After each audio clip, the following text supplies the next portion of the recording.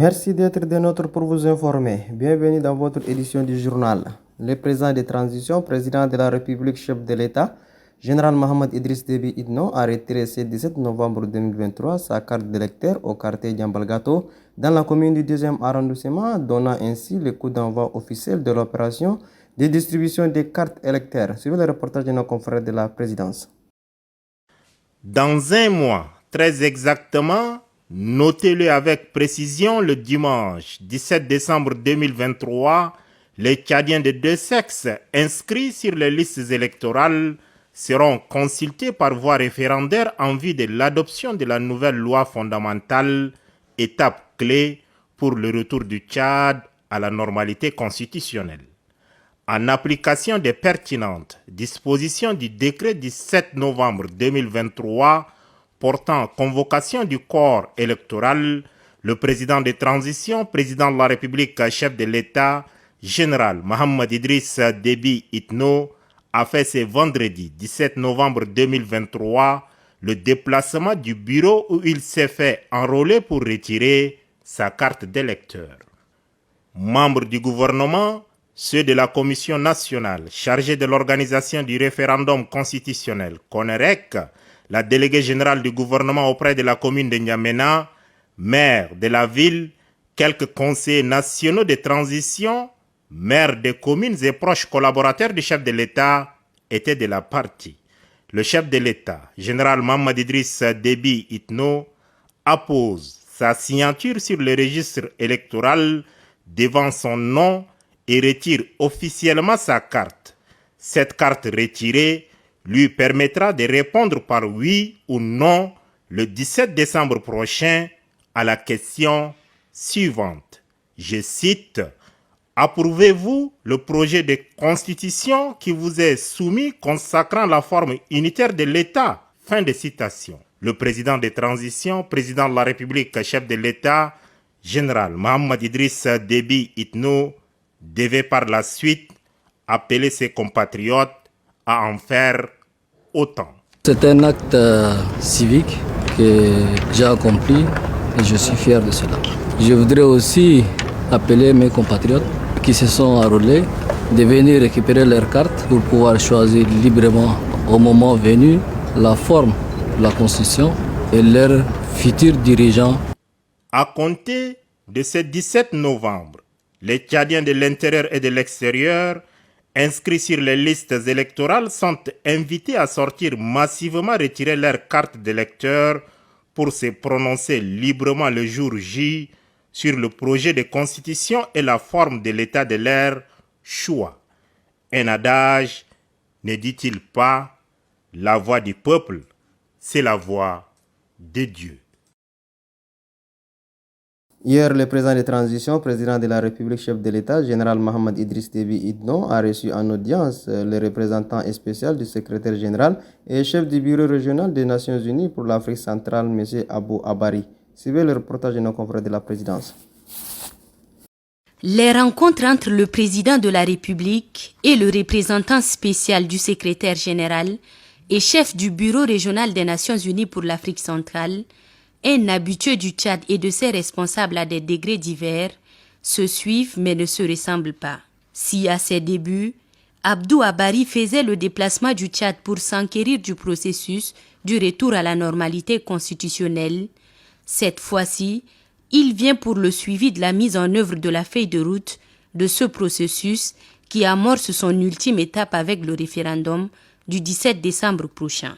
Le président de transition, général Mohamed Idriss Déby Itno, a partagé des détails sur les étapes franchies jusqu'à présent dans le processus de transition, marqué à l'heure actuelle par les préparatifs du référendum constitutionnel, mettant en lumière les défis et les progrès réalisés. Un processus salué par le diplomate onusien qui exprime également son appréciation pour la transparence dont fait preuve le Tchad dans cette étape délicate. Une transition n'est jamais facile, surtout lorsqu'elle arrive à son étape ultime. Nous sommes à quelques jours du lancement de la campagne référendaire. Le 17 décembre, le peuple tchadien choisira la constitution qui va consacrer la forme de l'État et les institutions dont il va se doter. Nous avons exprimé nos vœux de pleine réussite à travers le chef de l'État à l'ensemble des Tchadiens, à l'ensemble des acteurs politiques, pour que ce premier rendez-vous de la démocratie soit un rendez-vous d'unité, de paix, de cohésion nationale. Et lancer un appel pour que les étapes à venir l'année prochaine le soient de la même manière pour bâtir un Tchad de paix, de sécurité, de stabilité, de prospérité pour lui-même, mais également pour la sous-région. Parce que le Tchad est un verrou de stabilisation en Afrique centrale, dans le Sahel central, loin en Libye et même dans ce qui se passe au Soudan. Un autre point majeur des échanges entre le chef de l'État et son hôte est la crise humanitaire résultant de l'afflux massif des réfugiés soudanais à l'est du pays. Le chef de l'État a informé Abdou Abari des mesures prises pour répondre à cette crise et a réitéré son appel à la solidarité internationale dans la gestion de cette situation humanitaire complexe. Le diplomate onusien a salué les efforts du Tchad dans ce contexte difficile et a renouvelé la disponibilité des Nations Unies à soutenir les initiatives visant à résoudre la crise humanitaire. Plus d'1 million de réfugiés sont aujourd'hui sur le territoire tchadien. Nous mobilisons la communauté internationale pour qu'elle vienne en aide au Tchad, mais nous savons que la dimension du problème dépasse largement les capacités d'intervention que nous avons pour le moment et les capacités de mobilisation.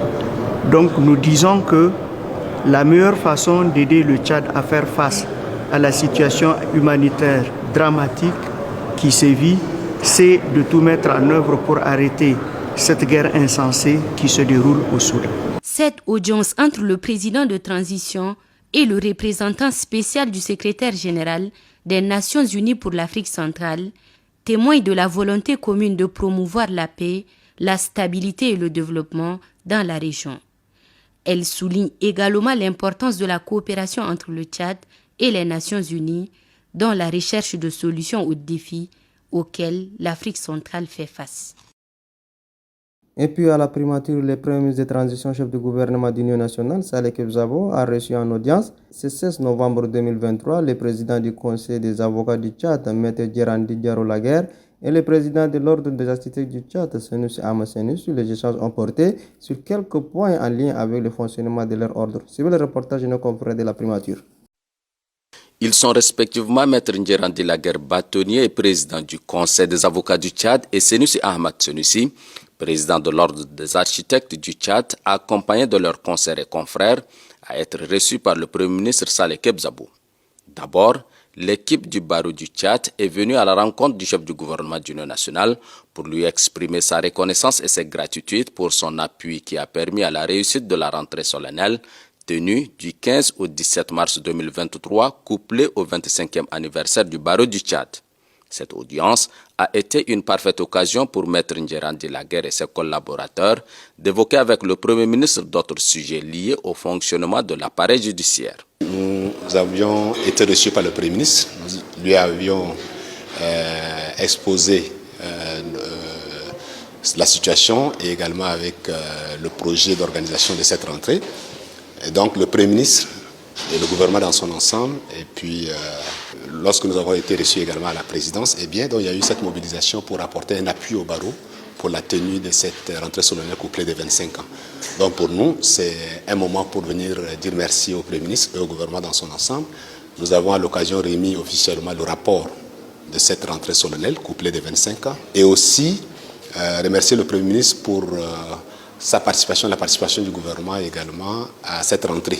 Juste après, l'équipe de l'Ordre des architectes du Tchad, conduite par son président, Senoussi Ahmed Senoussi, fait son entrée au cabinet du chef du gouvernement d'Union nationale, Saleh Kebzabo. L'audience entre le Premier ministre et les membres du bureau des architectes est axée sur quelques points en lien avec le fonctionnement de leur ordre. Senoussi Ahmed Senoussi s'est réjoui des échanges. L'audience au nom de l'Ordre national des architectes du Tchad tourne autour de 4 points.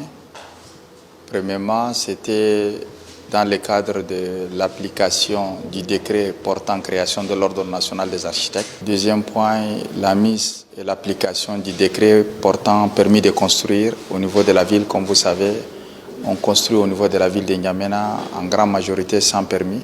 Et à ce titre, les maires sont interpellés pour sa mise en œuvre. En troisième lieu, on est venu demander le soutien du chef du gouvernement dans la mise en circuit administratif de la loi sur l'architecture qui permettra à ce que l'architecture puisse apporter sa contribution au niveau de nos différentes villes. Et enfin, les architectes sont réunis pour apporter leur contribution en cette période de transition pour la réflexion sur la ville de N'Djamena. Nous, on est venu transmettre également nos préoccupations. On a appris aussi plein de connaissances et on ressort très satisfait et qu'on est disponible et on apportera à court terme notre contribution pour le pays. Disponible à écouter, mais avec une attention particulière, le Premier ministre Saleh Kebzabo, conformément à son cahier de charges, ne lésine sur aucun moyen pour œuvrer inlassablement à l'amélioration des conditions de vie et de travail de ses concitoyens. Mieux, les organisations fêtières, considérées comme des partenaires privilégiés du gouvernement, ne peuvent rester en marge.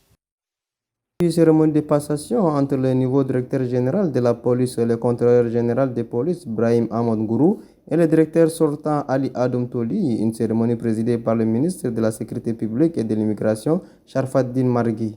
Au cours de la dite cérémonie, le ministre a invité le nouveau directeur général à collaborer avec les agents. Je vais un extrait de ses propos. En ce qu'elle mette en permanence cette force au service de la nation. J'instruis le nouveau directeur général de la police nationale de collaborer étroitement avec ses adjoints. La sécurité publique nécessite une planification et une coordination efficace de toutes les actions de l'organisation policière. Je vous encourage à favoriser la communication, la confiance et le partage d'informations au sein de votre équipe afin de mieux répondre aux défis qui se présentent à nous. Le projet de texte constitutionnel qui sera soumis au référendum le 17 décembre prochain le rappelle d'ailleurs fortement.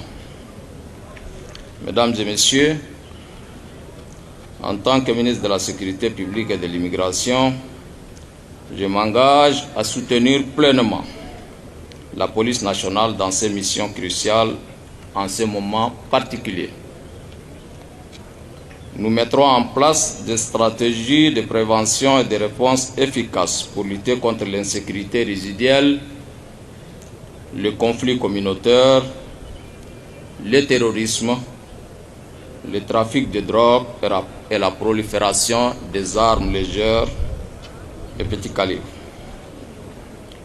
Dans ces domaines, nous veillerons à ce que les ressources nécessaires soient disponibles pour renforcer les capacités techniques, tactiques et opérationnelles de la police nationale. Résolu, notre action s'inscrira dans le plein respect des droits de l'homme et de l'état de droit dans toutes les actions des forces de sécurité intérieure. Vous devrez agir avec professionnalisme, impartialité et intégrité, en veillant à ce que tous nos compatriotes soient traités équitablement dans le respect de leurs droits fondamentaux. Je suis convaincu que la nouvelle équipe sera à la hauteur des défis qui nous attendent. Se referme cette édition. Merci de l'avoir suivi. À demain, Inch'Allah.